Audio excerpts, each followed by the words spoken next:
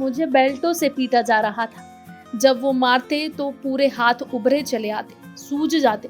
जब हाथ टाइट हो जाते और उन्हें लगता कि कहीं फट ना जाए हाथ, तो फिर गर्म पानी में डालकर हमारे हाथों को इसमें डलवाते, फिर पीटना शुरू कर देते। इतनी भयानक टॉर्चर की कोई स्त्री दूर की बात, कोई पुरुष भी सहन ना कर सके। उन्होंने लगातार मुझे इतनी बुरी तरह से मारा कि मेरे हाथ पैर नीले पड़ गए और फिर उंगलियां काली पड़ गई। मैं पानी का गिलास भी नहीं पकड़ पाती थी।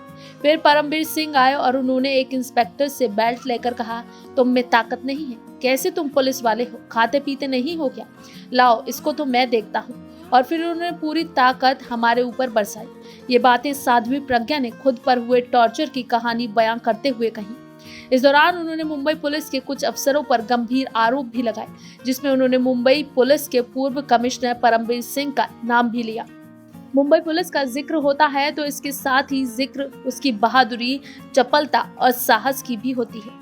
मुंबई पुलिस की तुलना स्कॉटलैंड यार्ड यानी लंदन पुलिस से की जाती है, लेकिन कुछ दिनों से मुंबई पुलिस पर मुकेश अंबानी के घर विस्फोटक मिलने, मनसुख हिरेन का रहस्यमय निधन के बाद से कई सवाल उठ रहे हैं। सचिन वाजे की गिरफ्तारी के बाद मुंबई पुलिस की किरकिरी भी हुई, लेकिन इसके साथ ही गाज मुंबई पुलिस के कमिश्नर परमवीर सिंह पर भी गिरी। उनका तबादला होमगार्ड में कर दिया गया। मुंबई पुलिस का जिक्र होता है तो इसके साथ ही जिक्र परमवीर सिंह का भी अक्सर होता है, लेकिन मुंबई पुलिस कमिश्नर बनाए जाने से पहले भी परमवीर सिंह विवादों में खूब रहे और उन पर आरोप भी कई सारे लगे। चाहे वो अजीत पवार को एरीगेशन स्कैम से बचाए जाने के आरोपों हों या साध्वी प्रज्ञा को कस्टडी में टॉर्चर करने से लेकर 26/11 के दौरान लापरवाही बरतने तक के तमाम आरोप। ये तमाम आरोप हैं जो कि विभिन्न मीडिया रिपोर्ट्स व्यक्ति विशेष द्वारा उन पर समय समय पर लगाए गए हैं, जिसके आधार पर हमने एक विश्लेषण तैयार किया। परमवीर सिंह का जन्म 20 जून 1962 को फरीदाबाद में हुआ। परमवीर सिंह ने पंजाब यूनिवर्सिटी से एमए किया और वो अपने बैच के टॉपर रहे थे। इसके साथ ही वो मुंबई आईपीएस क्रिकेट टीम के कैप्टन भी रह चुके हैं। पढ़ाई पूरी करने के बाद उन्होंने 1988 में आईपीएस की परीक्षा दी और सफल होकर पुलिस में आए। उन्हें मुंबई का डीसीपी क्राइम ब्रांच बनाया गया, फिर ठाणे के पुलिस कमिश्नर बनाए गए। इसके साथ ही उन्होंने पुणे में नक्सली समर्थकों के नेटवर्क का भी खुलासा किया था। फर्जी कॉल सेंटर का भी भांडाफोड़ उनके ही कार्यकाल के दौरान हुआ था।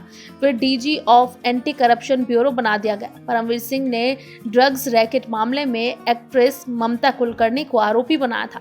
उनके पति भी आरोपी थे। परमवीर सिंह की पत्नी सविता LIC हाउसिंग फाइनेंस में डायरेक्टर रह चुकी हैं और 2020 में उन्हें निजी कारणों से इस्तीफा दे दिया। उनके पुत्र की शादी राजनेता और सागर मेघे की बेटी से हुई है। सागर मेघे बीजेपी नेता दत्ता मेघे के बेटे हैं। 36 सालों तक कांग्रेस में रहने के बाद मेघे परिवार ने 2014 में बीजेपी का दामन थामा।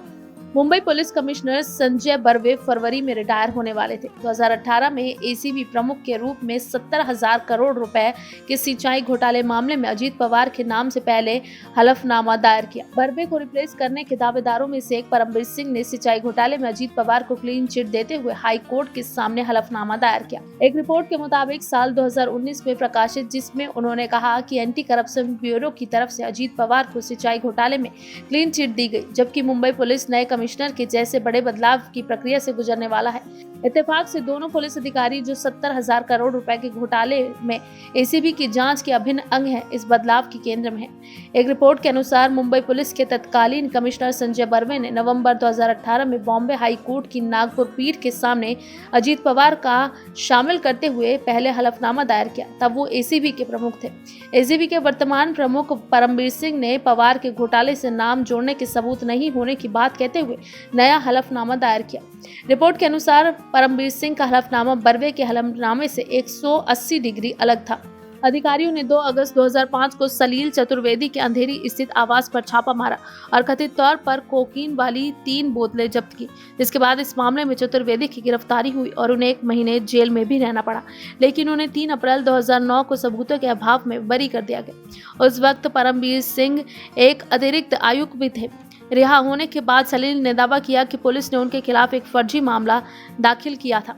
स्थानीय पुलिस ने 30 नवंबर को 2002 के हिट एंड रन मामले में एक्टर को समन करने में विफल रही और दावा किया कि वो मुंबई में नहीं है, लेकिन वास्तविक सच्चाई इससे उलट नजर आई जब सलमान खान बांद्रा में एक हाई प्रोफाइल क्रिसमस पार्टी में शामिल होने के साथ साथ महबूब स्टूडियो में शूटिंग करते हुए कैमरे में कैप्चर हो गए, जिसके बाद दावा किया गया कि सलमान खान के साथ पार्टी में आईजीपी परमबीर सिंह भी शामिल थे। फिल्म एक्टर सुशांत सिंह राजपूत के निधन के मामले में भी परमबीर सिंह और मुंबई पुलिस की भूमिका पर कई सवाल उठे थे। अंतिम संस्कार जल्दीबाजी में कराए जाने से लेकर पोस्टमार्टम रिपोर्ट पर परिवार वालों की तरफ से सवाल उठाए गए।